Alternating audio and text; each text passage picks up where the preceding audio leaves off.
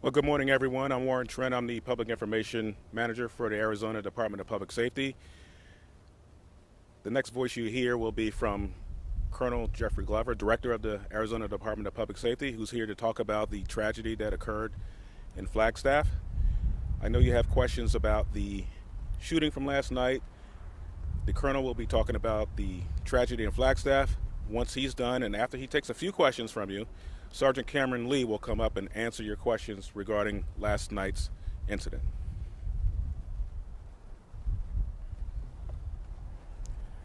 Good morning, and thank you for being here. We're gathered today under deeply difficult circumstances. On Wednesday, February the 4th at 10:17 p.m., the Department of Public Safety Aviation Unit suffered the tragic loss of Trooper Paramedic Hunter R. Bennett and Aviation Supervisor Pilot Robert B. Skanke.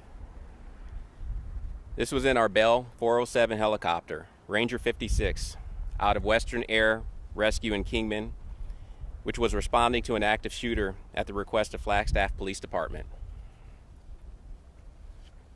The cause of the helicopter crash remains under active investigation by the NTSB. Multiple agencies, including DPS, Major Incident Division, the FAA, and NTSB, are working to determine exactly what occurred. At this stage, it would be inappropriate and irresponsible to speculate. We are fully cooperating with investigators and committed to transparency as verified information becomes available. And what we can say with certainty is that the safety is always and will be our highest priority. The Ranger involved in this incident was last inspected on January 29th of 2026, and if any lessons emerge from this tragedy, we will take them seriously and act on them decisively, as safety is part of our culture. On behalf of the entire DPS family, I extend our deepest condolences to the families, friends, and colleagues of those that we lost. No words can adequately express the sorrow that we feel. These individuals were more than employees. They were teammates. They were mentors and trusted professionals who embody the public service and commitment to others. Please keep them and their families in your prayers. I want to now share about who these brave men were. Today we honor the lives, their service, and their positive impact that Robert and Hunter had on the department and on the community that they served, saving countless lives with their commitment to public service. Robert joined the Arizona Department of Public Safety as a helicopter pilot on May 8th, 2021, assigned to the Western Air Rescue. He was promoted to aviation supervisor on June 8th, 2024. Robert served in the U.S. Marine Corps from 1988 to 2010, retiring as a lieutenant colonel. His distinguished military career, including roles as a pilot in command, presidential support pilot, and operations safety officer. He was a highly decorated and completed advanced aviation safety training at the Naval Postgraduate School. After retiring from the Marines, he flew as an emergency medical services pilot for Air Methods Corporation in Kingman. By the time he joined DPS, he had logged over 5,100 flight hours. Robert earned a Master's of Administration and Leadership from Northern Arizona University and a Bachelor of Science in Electric Engineering Technology from Brigham Young University. He is survived by his wife, Tish, and their 4 children. Hunter began his career with the Arizona Department of Public Safety on June 11, 2022, as a cadet state trooper. He graduated from the Arizona Law Enforcement Academy Class 558, and on January 13, 2023, earning top honors in academics and physical fitness. He was assigned to the Highway Patrol Division, the Metro Bureau, Patrol Bureau, District 20 Night Watch, and later transferred in April of 2024 to Western Air Rescue in Kingman as a trooper paramedic. In August 2025, he served as a recruiter before becoming a fully qualified DPS Air Rescue paramedic. Hunter was nationally certified as a paramedic and previously worked in the 911 system for American Medical Response. Born February 1st, 1998, in Hartford, Connecticut, He graduated magna cum laude from Arizona State University's Barrett Honors College with dual majors in business and criminal justice. On October 21st, 2024, Hunter married his high school sweetheart, Brianna, in Hawaii. We ask that their loved ones be given privacy and compassion during this profoundly painful time. Finally, I want to thank Governor Katie Hobbs, the Flagstaff Police Department, and Coconino County Sheriff's Office, and the Coconino County Attorney's Office for all of their support. Today we mourn and we remember and we recommit ourselves in honoring these lives through integrity, accountability, and continued service to our public. Thank you. And right now we'll take a few questions and be able to hopefully answer some of the questions that you may have that we might be able to answer right now.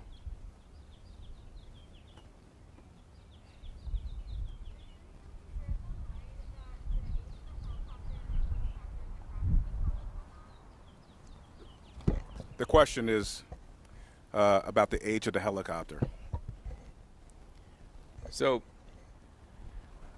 our helicopters, the Bell 407s and 429s, are not outdated aircrafts. They are regularly inspected and go through a very rigorous check. As I just mentioned, that particular aircraft went through a maintenance check just a few days prior to the crash.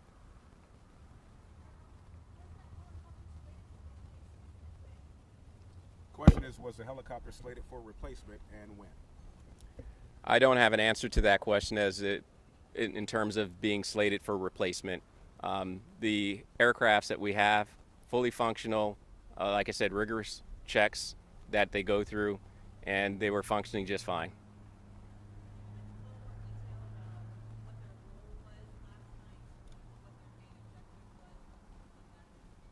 Question is, what was the role of Ranger during the situation in Flagstaff? So, as I said, this is a tragic loss for us. Their role in those helicopters is to be able to provide safety for those that are on the ground.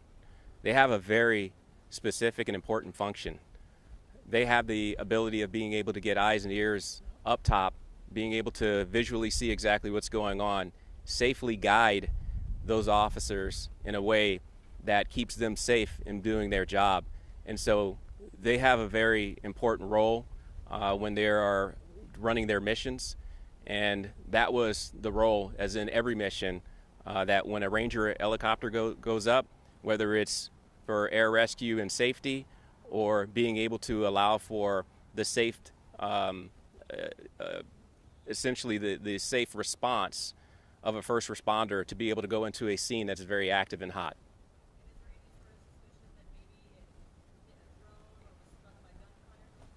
Questions surrounding if it was struck by drone or other matter. So again, we don't want to speculate. It would be just really irresponsible for us to speculate at this time. We have to allow for NTSB to conduct their investigation to figure out exactly what has occurred. We have time for one more question. What was the timeline of when that helicopter was called and when it called to how long it was on? Question about timeline for the call. So I don't have the exact timeline, but I can give you sort of a rough breakdown. Is that they were called after about 9 p.m. to respond from the Kingman area over into Flagstaff. Shortly arriving probably around after 10 o'clock, prior to it going down around 10-20 hours.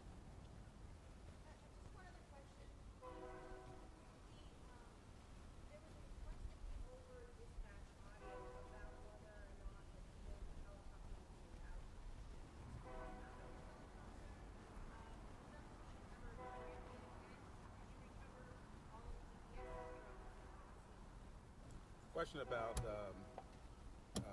gunfire again, and if we recovered the drones, and this will be his final statement. Just to address the question, there's no gunfire that was coming from the DPS helicopter. As far as the collection of any type of equipment that we may have had out at the scene. Everything was collected and being inventoried. Thank you. Sergeant Cameron Lee from the DPS Public Affairs Unit will be up here to answer your questions also about last night's incident that occurred.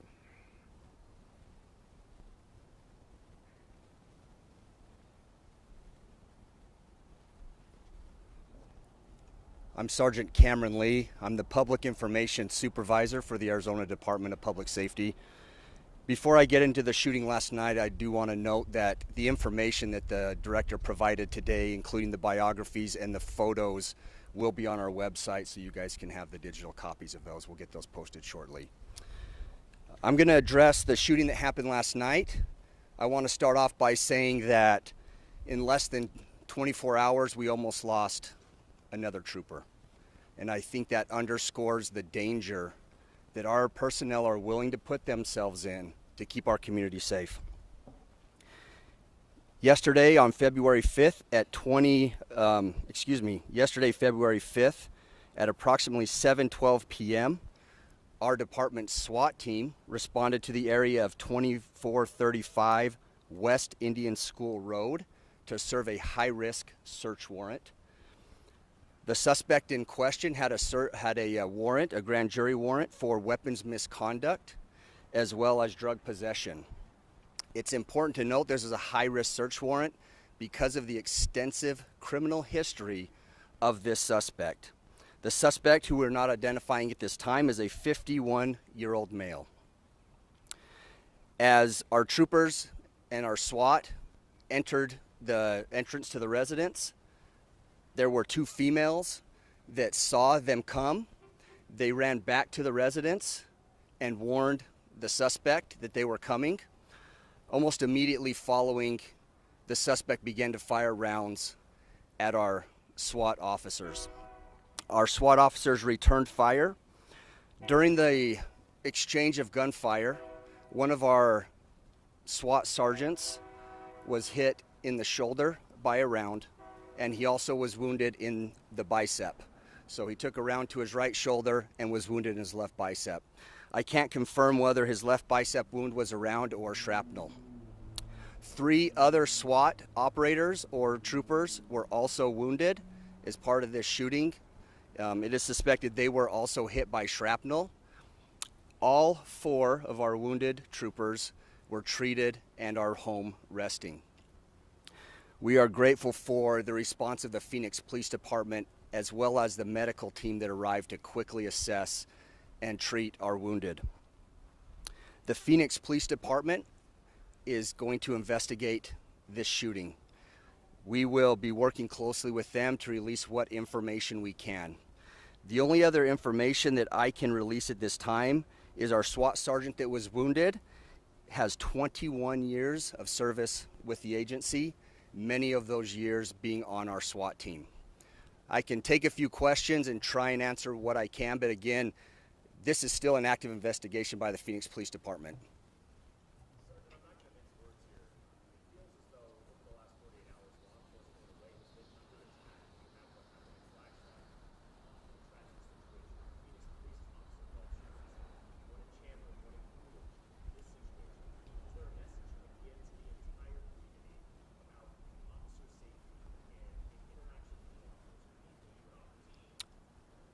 I would go back to what I said at the beginning, that the men and women of law enforcement are willing, they stand ready, they signed up to protect the public over themselves. They're willing to put themselves in those situations.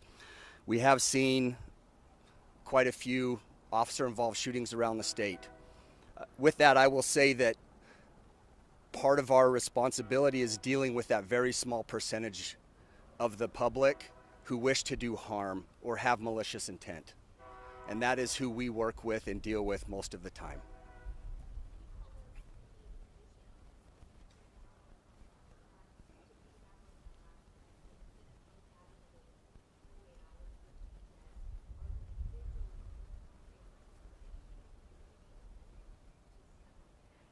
Yeah, so the question is the condition of the suspect as well as vigils and what the community can do to help. Thank you for that question.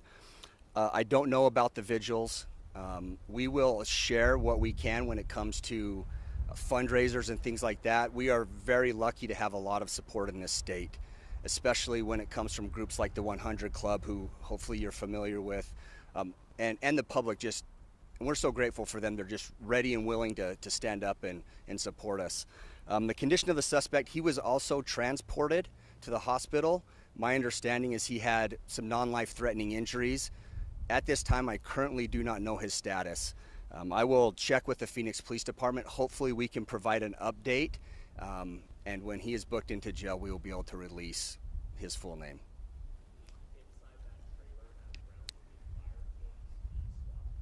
Yeah, I don't want to jump ahead of the investigation, but my understanding is yes. But we hopefully can give a little bit more on that later on. If there's no other, one more?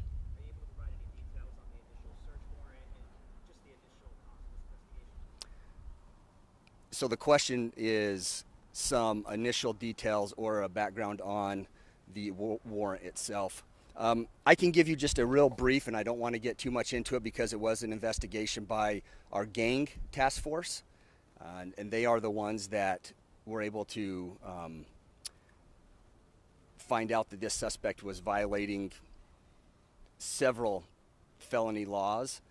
They are the ones that went and were able to get a grand jury warrant for his arrest based on that. And our gang unit, again, is doing an incredible job around this state, helping find those people that really have a malicious intent. So that's it. Thank you.